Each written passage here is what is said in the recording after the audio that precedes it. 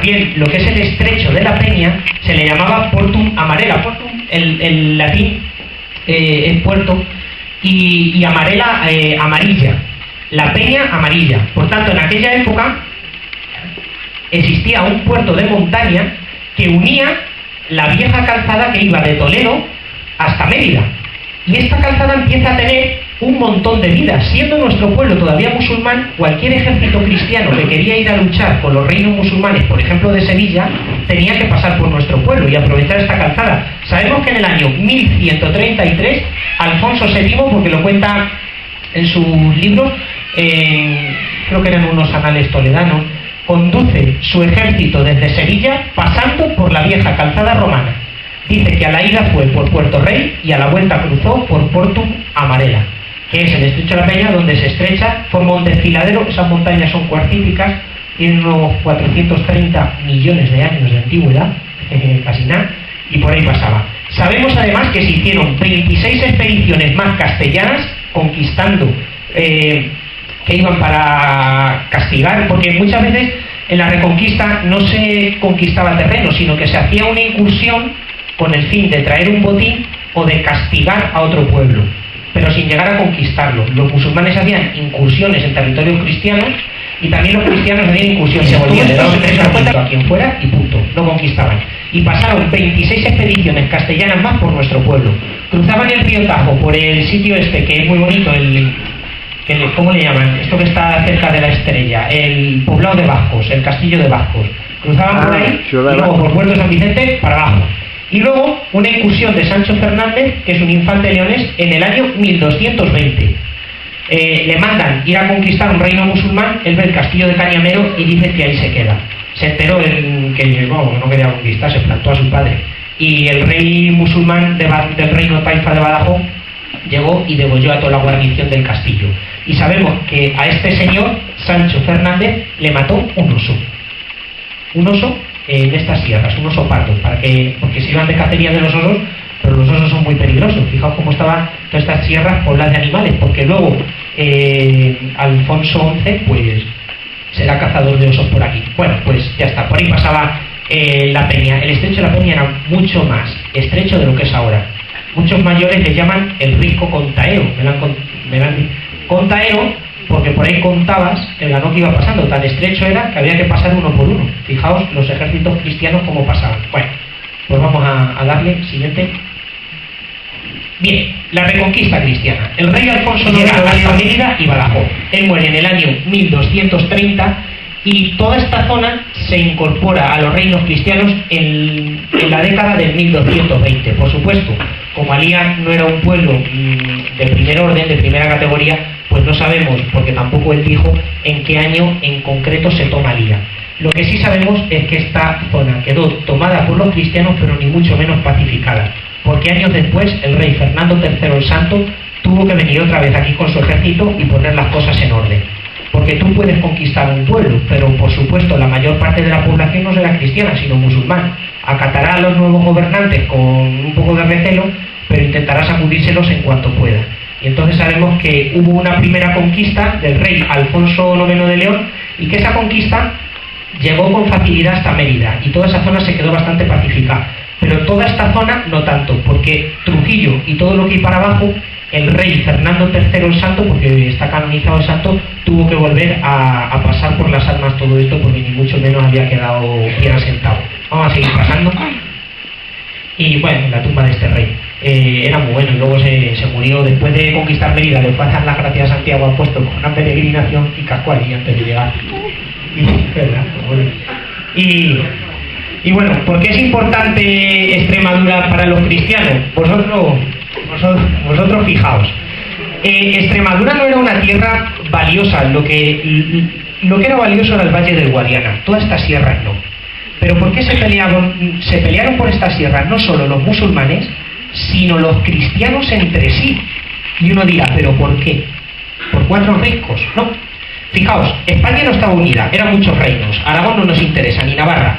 Castilla es lo azul, León lo rojo y Portugal lo gris. ¿Qué pasa en Extremadura? Que coinciden los dos reinos. ¿Qué quería Castilla? conquistar a los musulmanes, que eran ya muchísimo más débiles después de la pérdida de las navas de Tolosa en el año 1220, al perder esa batalla, y pues fue la batalla que dio la puntilla a los musulmanes, y fueron perdiendo ya cada vez más. Pues querían cerrar el paso al Reino de León, y los portugueses también querían cerrar el paso al Reino de León, y que todo esto empezara a estar pintado de gris y de azul, y los leoneses ya no pudieran bajar para abajo. Por eso el rey Alfonso IX de León se dio prisa a tomar medidas, porque veía que lo dejaban cerrado.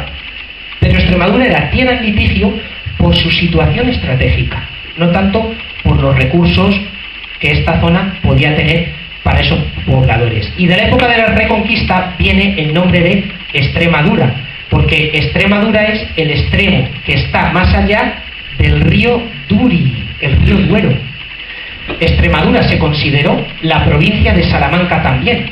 Las conquistas avanzaban hasta fronteras naturales, primero el río Duero, luego el sistema central. Entonces lo que había más allá del río Duero le llamaban Extremi Duri, lo que está más allá del Duero. Pero posteriormente, pues todo lo que estaba más allá del Duero fue toda la tierra de abajo. Vamos a seguir pasando. Vemos aquí leoneses llegan a entenderse, también por pactos matrimoniales entre ambas familias reales, que hace que en algún tiempo se uniesen los dos reinos, aunque muy esporádicamente, porque cuando morían los reyes que habían unido, por ejemplo, Alfonso VI fue rey de Castilla y León, pero luego al morir tenía que partir entre los hijos y volvía a partir otra vez los reinos. Y vemos que la parte de color verde fosforito es de Castilla y la parte de color azul clarito es de León.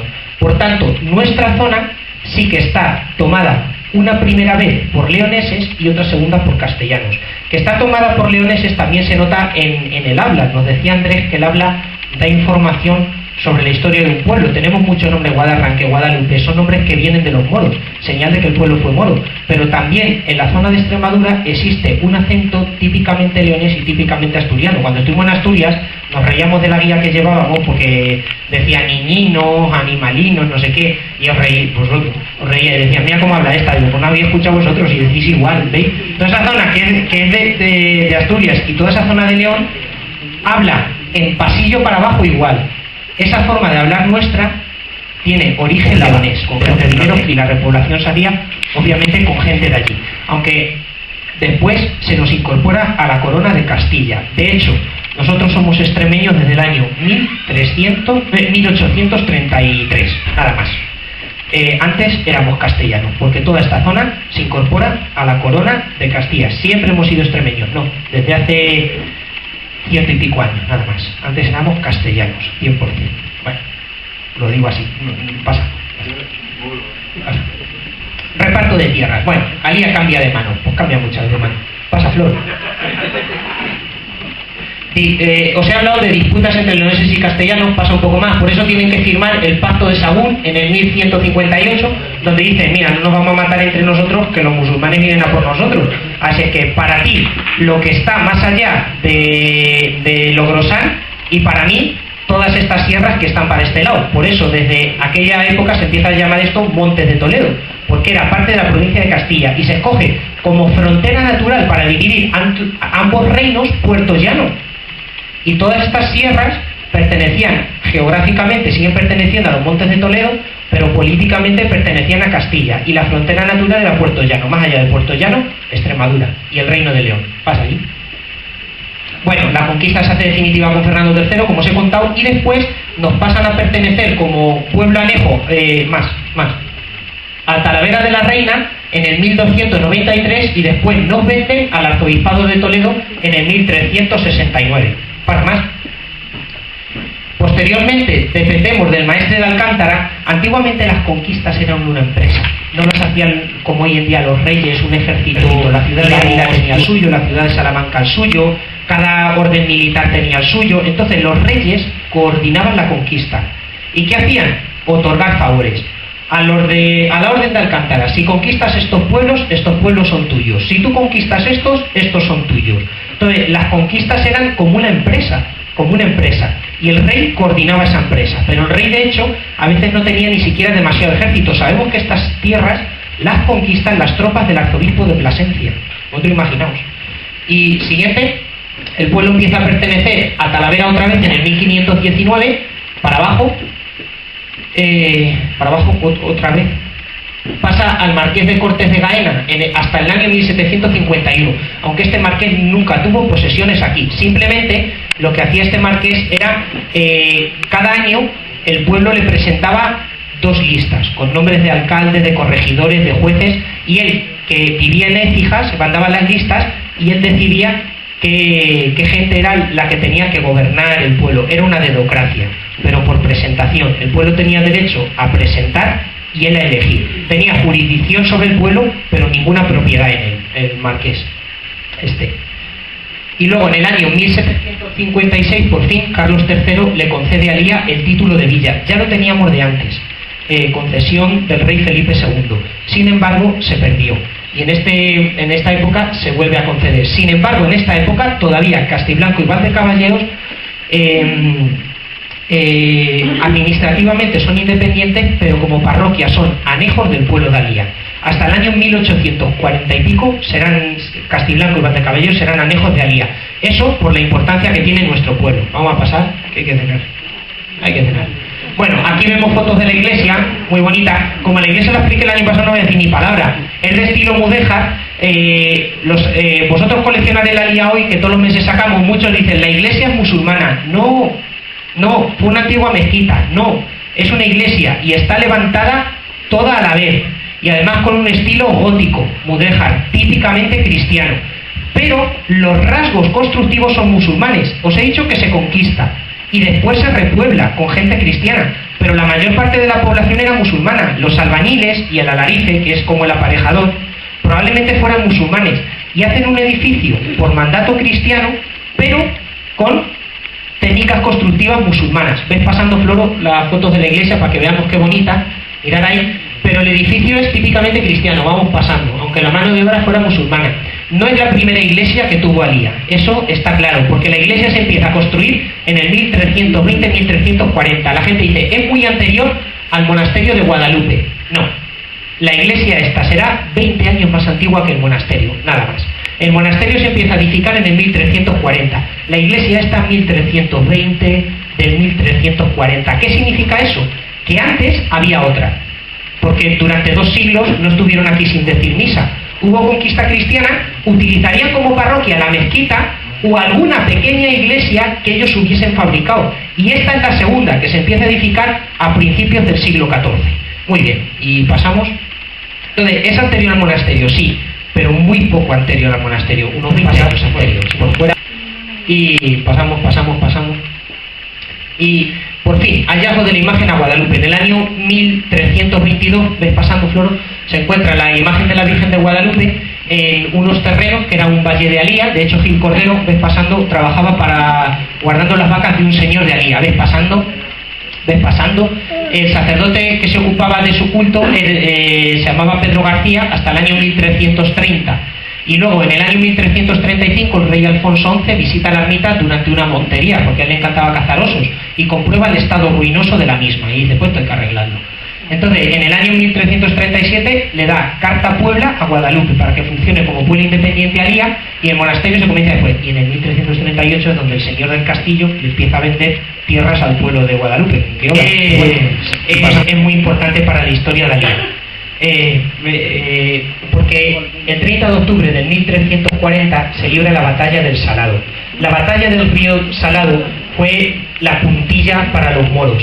Los moros hasta entonces habían ganado, pero ya habían perdido algo. Sin embargo, ¿qué es lo que pasa? Que en el año 1330 los musulmanes piden que otro ejército del norte de África invada España para volverla a conquistar entera. Tal es así que los reyes cristianos de Castilla, de Aragón y de Portugal se juntan para pelear los 3 juntos, porque dicen, como vuelva a pasar el ejército que está preparando Marruecos, dicen, nos vaya a pasar igual que en el año 711, que nos barren enteros. Entonces, el rey teme perder esa batalla. Alfonso XI, el que había estado rezando delante de la Virgen de Guadalupe, él pidió al arzobispo de Toledo que la acompañara. Hizo bien, porque la batalla fue muy dura y el rey Alfonso XI estuvo a punto de morir en la batalla. Pero el arzobispo de Toledo le salvó la vida. Entended que no solo rezando, sino peleando. Acudió con su ejército el arzobispo. El arzobispo de Toledo lo tenemos aquí, es el cardenal Gil de Albornoz. Alguno pensará, pero bueno, ¿y qué hace un obispo peleando?